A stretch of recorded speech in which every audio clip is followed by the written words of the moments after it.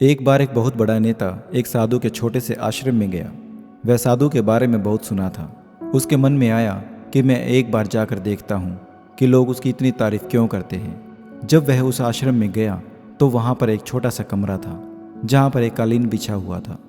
वहाँ पर कुछ लोग नीचे बैठे हुए थे और साधु जी सामने बैठे हुए थे। कुछ सवाल जवाब चल रहे थे।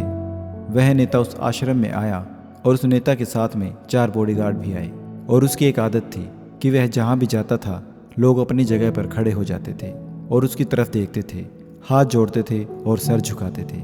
लेकिन यहाँ पर ऐसा कुछ भी नहीं हुआ। साधु व्यस्त होने के कारण उसकी तरफ देखा भी नहीं। नेता को लगा कि यह मेरी बेइज्जती है और वह इस बात से गुस्सा हो गया।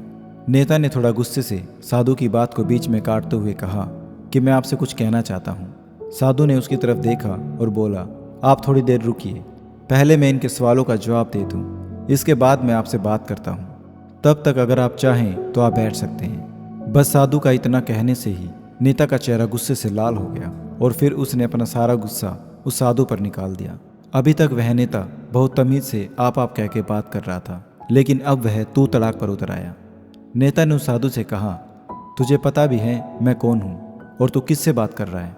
साधु ने उसकी तरफ देखा और कहा, मुझे इससे कोई फर्क नहीं पड़ता कि आप कौन हैं, लेकिन आप जो भी कोई हैं, अगर आप चाहते हैं कि मैं आपके सवालों का जवाब दूं या मैं आपसे बात करूं तो आपको कुछ देर रुकना होगा। और साधु की यह बात कहते ही नेता गुस्से से पागल हो गया और वह सभी के सामने चीखने चिल्लाने लगा, अब मैं तुझे तेरी असली औकात दिखाऊंगा।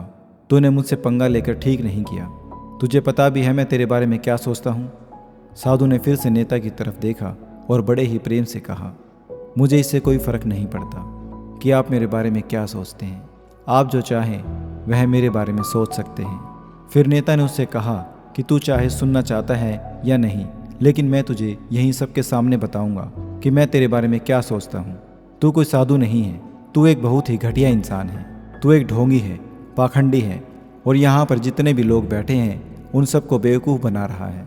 तेरा बस एक ही मकसद है, इन लोगों की जेब में जितना भी पैसा है वह सब तेरे पास आ जाए। तू अपने फ़ायदे के लिए इन लोगों का इस्तेमाल कर रहा है। अब मैं तुझे नहीं छोड़ने वाला हूँ। पूरी दुनिया के सामने तेरा पर्दाफाश करके रहूँगा। लेकिन उसके इतना बोलने के बाद भी हल्की सी मुस्कान उस साधु के चेहरे पर बनी। यह देखकर वह और भी तिलमिला गया और उसने कहा, अब बहुत हो गया, मैं यहाँ 1 मिनट भी नहीं रुकने वाला। लेकिन अभी भी तेरे पास मौका है और अगर मुझसे माफ़ी मांगनी है या मुझसे कुछ कहना है तो कह सकते हो। इतना सब होने के बाद भी साधु के चेहरे पर एक मुस्कान थी और वह बिल्कुल शांत था। हाथ जोड़े और कहा, मुझे आपसे कोई गिला शिकवा नहीं है। आपके लिए मेरे मन में कोई भी गलत ख्याल नहीं है। जो भी मेरे बारे में आपने कहा वह आपकी अपनी सोच थी। मुझे आपके अंदर कोई बुराई नज़र नहीं आती। आप बहुत ही भले इंसान हैं। और उसके चेहरे पर एक अजीब सी खुशी थी, क्योंकि उस साधु ने वह कहा जो बाकी सब लोग उस नेता को कहते हैं। और वह खुशी खुशी उस आश्रम से अपने घर की तरफ चला गया और जाकर अपने पिताजी के साथ में बैठ गया। उसके पिताजी ध्यान में थे।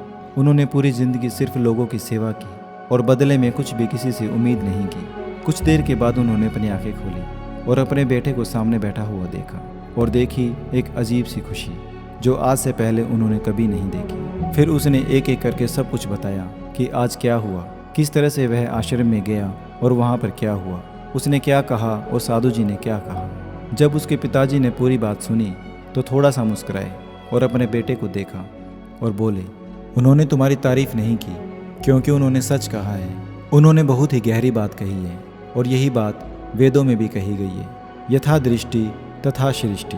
यह दुनिया तुम्हें वैसी दिखती है जैसे तुम खुद हो। जिसकी नज़र जैसी है उसके लिए यह दुनिया वैसे ही है। तो अगर तुम अपनी दुनिया को बदलना चाहते हो तो उसका सिर्फ एक तरीका है, अपनी नज़र बदलो।